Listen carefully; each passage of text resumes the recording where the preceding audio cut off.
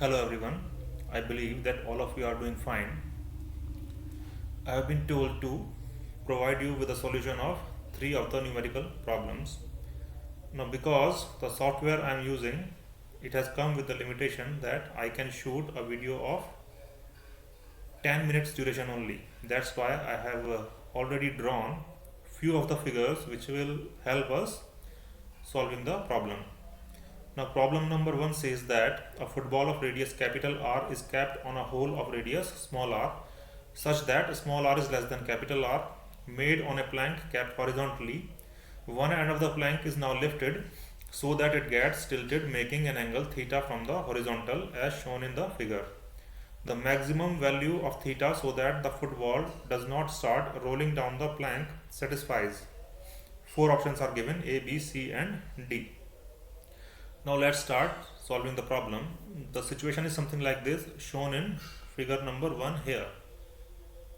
Here, uh, there is a football of radius capital R, C is its center, and it is resting on a hole made in a plank.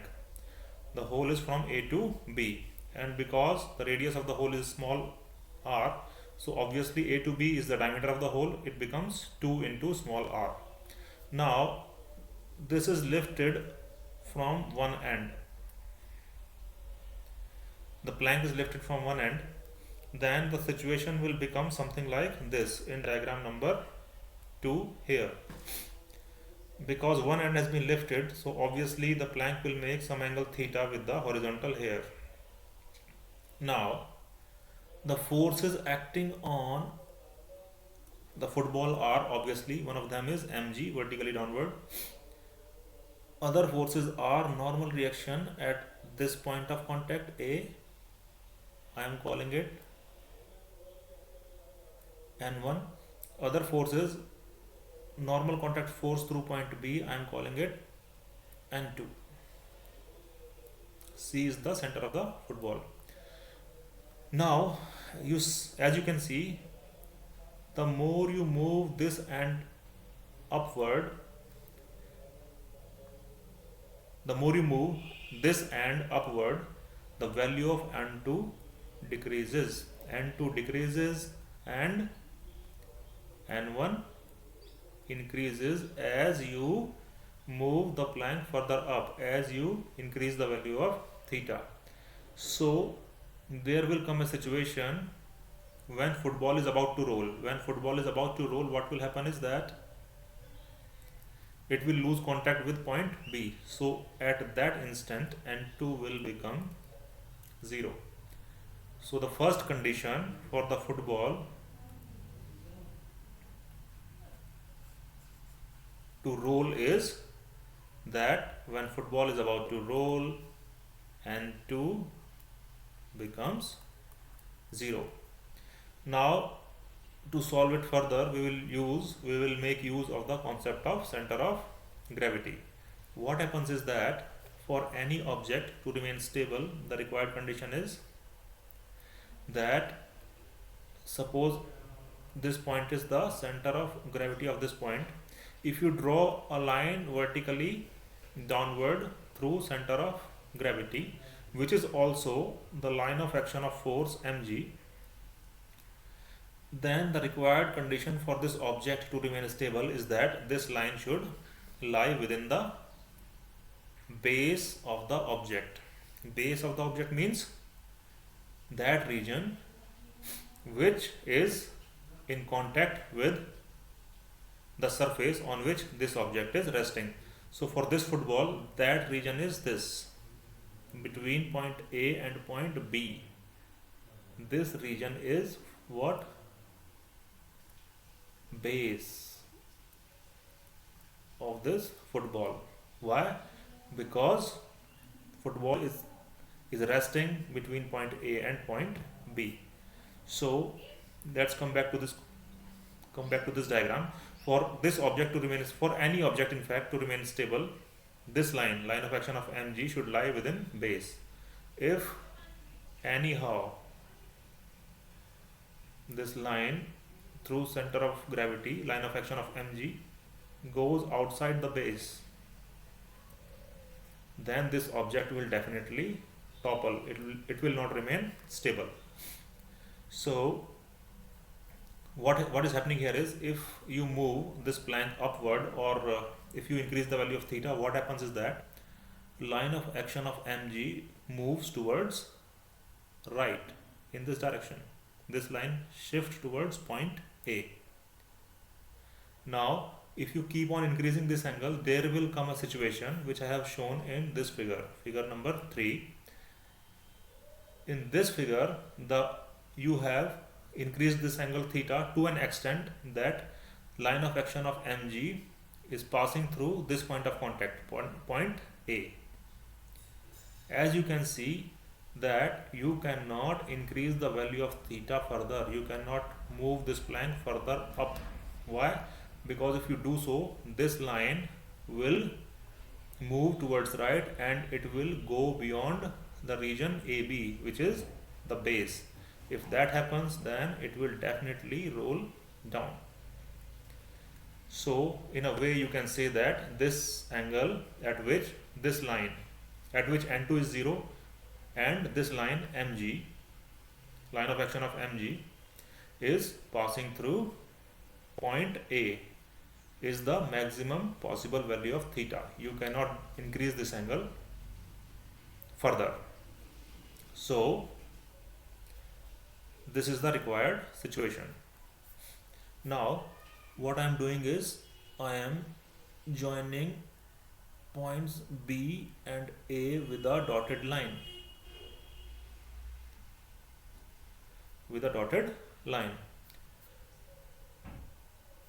And now I am now I am drawing a perpendicular bisector through C on this line AB, and let's call this point O. This point is O. Now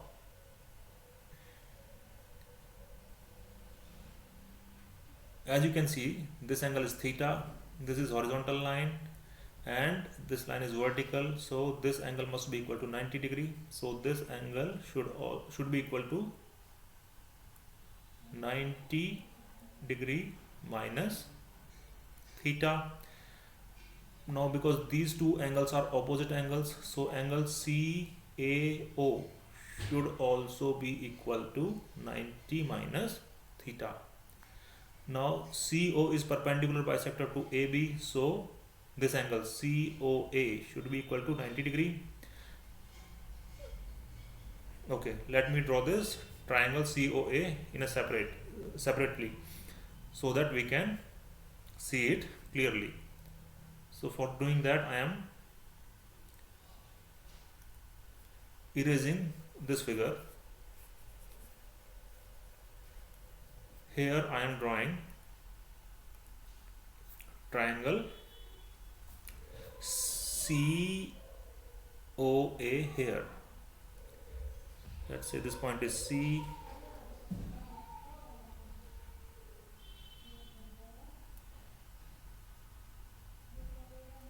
this point is C, this point is A, this point is O. Now because this angle is 90 degree minus theta, and this is right angle triangle, so this must be equal to theta. And obviously you can see that A to O, A to B is 2R, and AO is is midway or midpoint. O is the midpoint of line AB, so AO must be equal to small r, and obviously CA is the radius of the football, so it is equal to capital R. I am writing it here, CA is equal to capital R. So as you can see from this triangle, AO is the perpendicular and AC is equal to hypotenuse, so sine theta must be equal to OA divided by AC, which is small r upon capital R. So you get the required situation for the football to remain stable. The maximum angle satisfies this condition, that sine theta is equal to small r upon capital R, which is option A. So option A is correct. Hi, now let's solve question number 2, problem number 2, which says that in the balanced condition, the values of the resistances of the four arms of a Wheatstone bridge are shown in the figure below. The resistance R3 has a temperature coefficient 0.0004 per degree Celsius. If the temperature of R3 is increased by 100 degrees Celsius, the voltage developed between S and T will be. So this is the Wheatstone bridge having four resistances R1, R2, R3 and R4 having values 60 ohm, 100 ohm, 300 ohm and 500 ohm respectively. So obviously because R1 upon R2 is equal to R3 upon R4, so this bridge is now in balanced condition, and between points P and Q here there is a battery of 50 volt which has been connected. Now the situation is that the the temperature of resistance R3 is increased, and because it has temperature coefficient of 0.0004 per degree Celsius, and the temperature is increased by delta theta, which is equal to 100 degree Celsius. And we all know that if the temperature of a resistor is increased, then its resistance, if it is a conductor, then its resistance also increases. Then obviously if you increase the value of temperature across R3, then its resistance will change, and that new resistance is given by this formula R3 dash, which is the new value of resistance, is equal to old value of resistance R3 into 1 plus temperature coefficient alpha into change in temperature. So we know these values.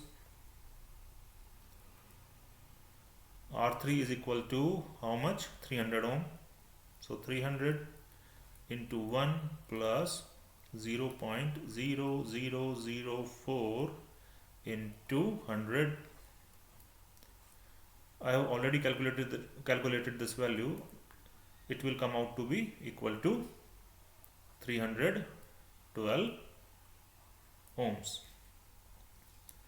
Now what happens if this the value of this resistance changes?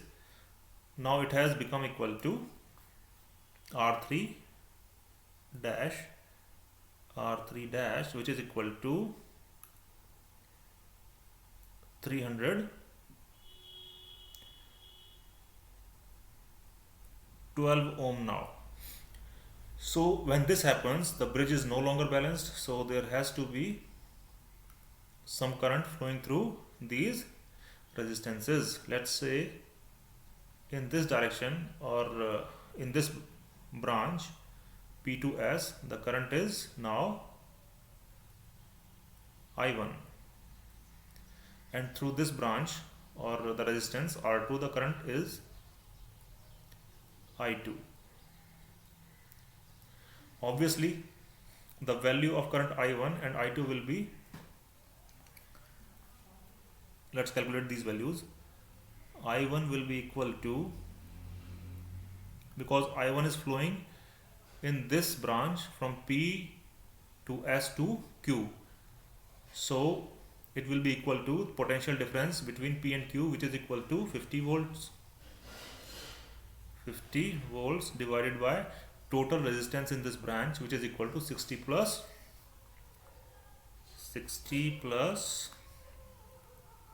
312. So I1 will be equal to 50 divided by 372 amperes. Alright, I am writing that value here because later we will have to erase.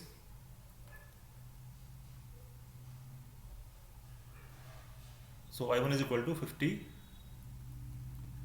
divided by 372 amperes, and same way I2 will be equal to, again I2 is flowing from P to T to Q, so it should be equal to this potential difference between P and Q, which is 50 50 volts divided by total resistance, which is 100 plus 500 equal to 600 amperes.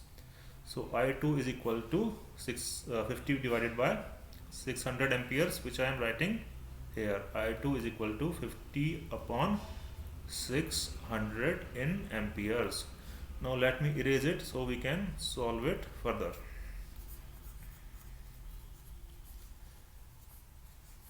Now we have to calculate the voltage or potential difference between point S and point T, the 2 points across which a voltmeter has been connected. So as you can see, we have to calculate the value of Vs minus Vt.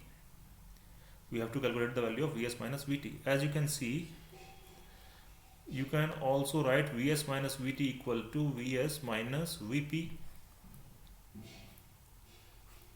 plus Vp minus Vt, because as you can see, Vp and Vp will get cancelled. This entire thing will be equal to Vs minus Vt. So to calculate Vs minus Vp and Vp minus Vt, we can apply Ohm's law through Ohm's law on these two resistances R1 and R2. So according to Ohm's law, because current I1 is flowing from P towards S, so we can say Vp minus Vs should be equal to IR according to Ohm's law, which is equal to I1 into 60. So it is equal to 60 into I1, which is equal to 50 upon 372. But we have to find the value of Vs minus Vp, and this is Vp minus Vs. So obviously Vp minus Vs, which is equal to negative of this will be equal to Vs minus Vp. So it should be equal to this, negative of this. So you get Vs minus Vp equal to negative of 60 into 50 upon 372. Now apply Ohm's law across resistance R2. You will get Vp minus Vt equal to I2 into R2, which is equal to 100 into and value of I2 is 50 upon 600. So if you add these two, equation 1 and equation 2 here, you will get value of Vs minus Vt, which I am writing here. Vs minus Vt is equal to this,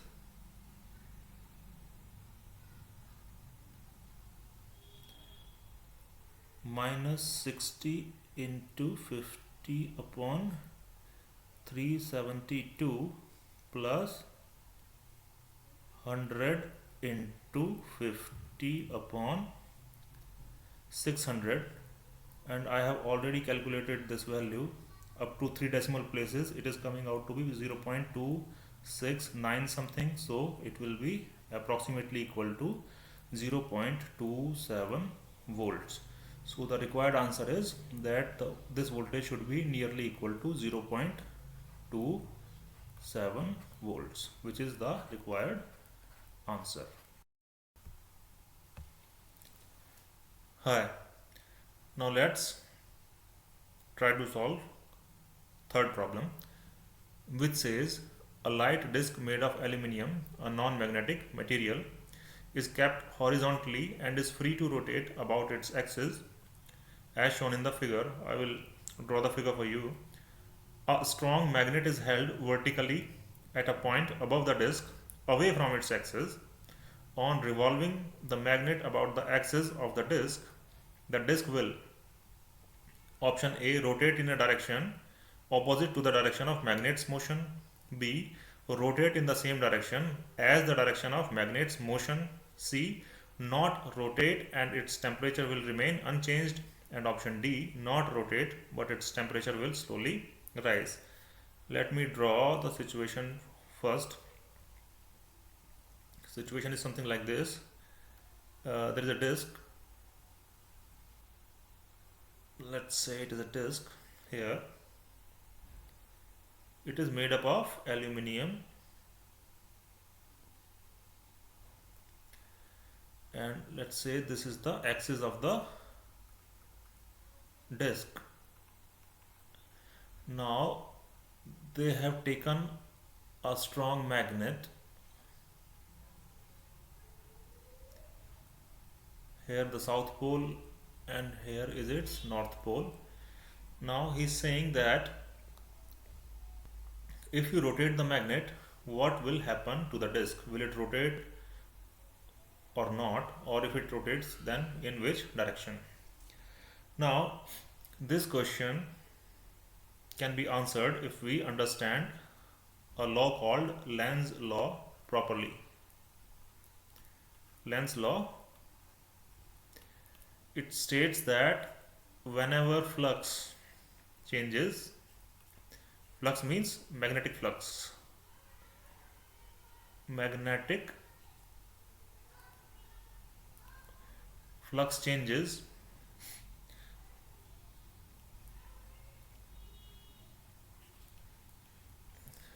across any conductor or across any closed loop, then what happens? EMF is induced, and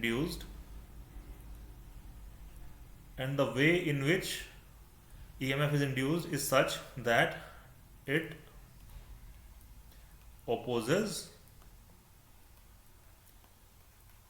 the cause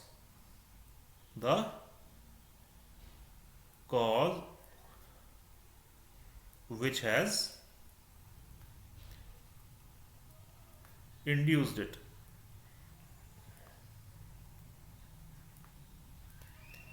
We call it Lenz's law. Now when this, obviously through this magnet is this is a very strong magnet, and it is producing a strong magnetic field around it. So obviously magnetic field lines must be coming out of this magnet, which are passing through this aluminium disc. Now if you move this magnet, say in this direction, in clockwise direction, what will happen that as the magnet is moved, along with the magnet, these magnetic field lines will also move, which means that in the regions below on the disc, the magnetic flux passing through those regions will change. If that happens, then EMF will be induced in those regions and something called eddy currents will form. Eddy currents will start flowing because of induced EMF. Now the induced EMF will have a direction such that it will oppose the cause which has produced it.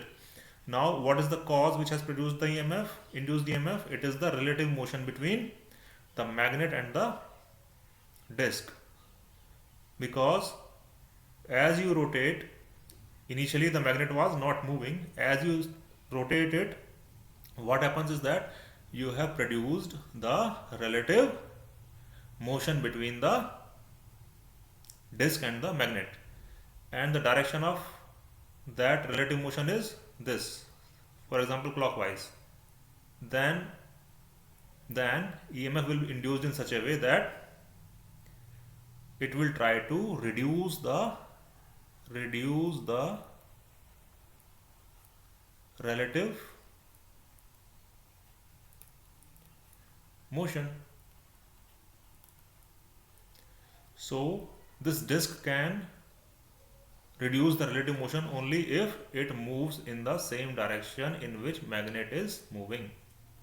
So the correct option is option, I think it is option B, that the disc will rotate in the same direction in which magnet is moving. So these are all the three